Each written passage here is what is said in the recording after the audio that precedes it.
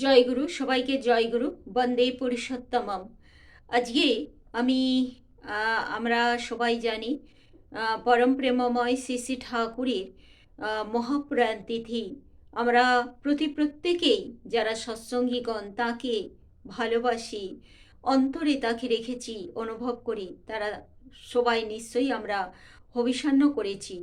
তো আজকের দিনে আমি তিনি এই যখনই নরদেহ রূপ নিয়ে সেই যুগে যুগে তিনি আসেন না কেন, প্রত্যেকেই কিন্তু কালের নিয়মে বিলীনপ্রাপ্ত হলেও তারা কিন্তু অজর অমর। তাদের কখনোই কোনো সময়ই মৃত্যু কিন্তু নেই। তারা আমাদের অন্তরে শুধু নয়, তারা তাদের যে আত্মা যে অজর অমর, মানে তারা বীজ নাম নিয়ে এসেছেন। আমরা যত সেই নাম স্মরণ মনন চিন্তন করব, ততই কিন্তু আমাদের সেই তাকে জাগিয়ে রাখা হবে। আমাদের অন্তরের শক্তি বৃদ্ধি পাবে, মনের শক্তি বৃদ্ধি পাবে, তেজ বৃদ্ধি পাবে। এই নামই হচ্ছে আসল শক্তি। এই যেমন হচ্ছে একটা ছোট্ট বীজের মধ্যেই কিন্তু সেই বট গাছের আমরা জানি যে বীজটা কত কত ছোট, কিন্তু সেটাই একদিন মহিরুহের আকার নেয়।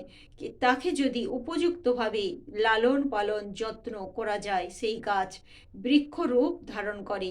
ঠিক একইভাবে আমরা এই বীজ নামে চর্চা করব, বীজ নাম আমরা যত জপব, যত সাধন ভজন করব, সেই বীজ যেমন হচ্ছে একটা ছোট্ট বীজ থেকে লাউ কুমড়ো গাছ লাগানোর পর, তারপর আবার সার পেয়ে জল সেই মাটির মধ্যে রোপণ করার পর সেই গোবর সার নানা রকম রাসায়নিক সার প্রয়োগ, জল, উপযুক্ত তাপ পেলে সে তার মধ্যে আবার ফুল আসে, ফল ধরে, আবার বংশ বৃদ্ধি ঘটে, আমরা জানি।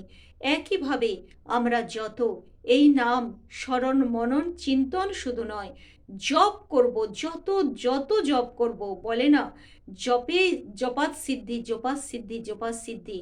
তো এই জপ করতে করতে কিন্তু ওই ওই বীজ অঙ্কুরিত হবে। অঙ্কুরিত হবে কেমনভাবে বুঝবো? যখন আমার ভিতর এবং বাইরে সিদ্ধ হয়ে উঠবে। একবার একজন এক দাদাকে জিজ্ঞাসা করেছিলেন, আচ্ছা, তোমাদের ঠাকুর শ্রী শ্রী ঠাকুর অনুকূলচন্দ্র কি সিদ্ধ পুরুষ? তখন তিনি উত্তর দিয়েছিলেন, না, তিনি সিদ্ধ পুরুষ নন, তিনি হচ্ছেন জ্বলন্ত অগ্নি। কি কাকে তিনি সিদ্ধ করবেন? তিনি যারা কাঁচা থাকে তাকেই তো সিদ্ধ হতে হয়। কে সিদ্ধ হয়? যারা কাঁচা থাকে তারা সিদ্ধ হয়।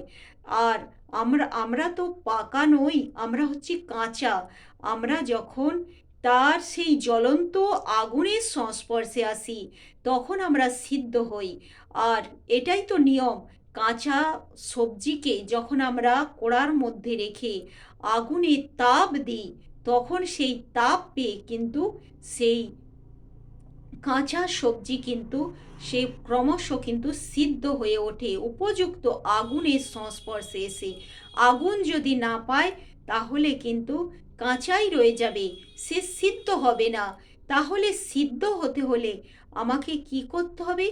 জ্বলন্ত অগ্নির সংস্পর্শে আসতে হবে। আর জ্বলন্ত অগ্নি আমরা আজকে শ্রী শ্রী ঠাকুরকে জীবনে পেয়েছি। এটা আমাদের পরম পরম সৌভাগ্য। যারা তাকে শুধু দীক্ষা নিলেই কিন্তু জ্বলন্ত অগ্নির সংস্পর্শে আসা হবে না। যখন আমরা যত সেই ঘরে আমরা জানি সেই লাইটার আছে বা দেশলাই আছে, কাঠ আছে বা গ্যাস আছে, গ্যাস লাইটার আছে, পাশাপাশি রাখা আছে, কিন্তু দুটোকে যখন না আমরা জ্বালাবো, ততক্ষণ কিন্তু সেই আমরা তা থেকে আগুন পাবো না। তাহলে আমাদের কি করতে হবে? প্রতিদিন আমাদের নাম হতে হবে, নামময় হতে হবে, নাম জপ করতে হবে। তবেই কিন্তু সেই আগুনকে জ্বালানো হবে। আর আগুন যখন জ্বলবে, তবেই না আমরা সিদ্ধ হয়ে উঠব। তাই আমাদের সিদ্ধ হতে হলে প্রতিদিন নামে বসতে হবে উপযুক্ত সময়ে উপযুক্ত। আর এটা কিন্তু সেই উষায় নিশায় মন্ত্র সাধন চলাফেরায় জপ, যথা সময় ইষ্ট নির্দেশ মূর্ত করাই তপ। তপ মানে তপস্যা। যথা সময়ে সেই ইষ্ট কি আদেশ দিচ্ছেন, আমাদের বংশ পরম্পরায় শ্রী শ্রী ঠাকুর রেখে গেছেন আচার্য পরম্পরা। তো তারা যখন যে আশীর্বাদ দেন সেটাই হচ্ছে ইষ্ট নির্দেশ। তাদের মাধ্যমে শ্রী শ্রী ঠাকুর আজও লীলা করছেন। অনেকে বলেন বংশ পরম্পরায় তোমরা কি সবাইকে ভগবান বানি? না, সবাই ভগবান না। নারায়ণ তো একজনই হন। শ্রী শ্রী ঠাকুরকে আমরা গুরুপদে বরণ করেছি।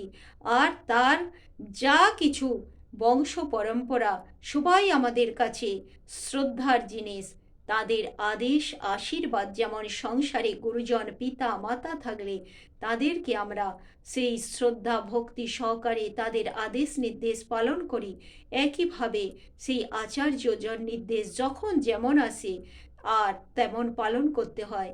আর এই নাম আমরা জপলে, বীজ মন্ত্র আমাদের গুরু দিয়েছেন ঠিকই, যথা সময়ে যদি আমরা একে সাধন ভজনের মাধ্যমে ওই আগুনের মাধ্যমে যদি জ্বালিয়ে না তুলি, তাহলে কিন্তু আমরা কাঁচা আমিই রয়ে যাব, আমরা পাকা আমি আর হতে পারবো না। তাই গুরুকে আমাদের জীবনে সেই পাকাপাকিভাবে রাখতে হলে বীজ মন্ত্র অতি অবশ্যই জপ করতে হবে। জয় গুরু, সবাইকে জয় গুরু, বন্দে পুরুষোত্তম।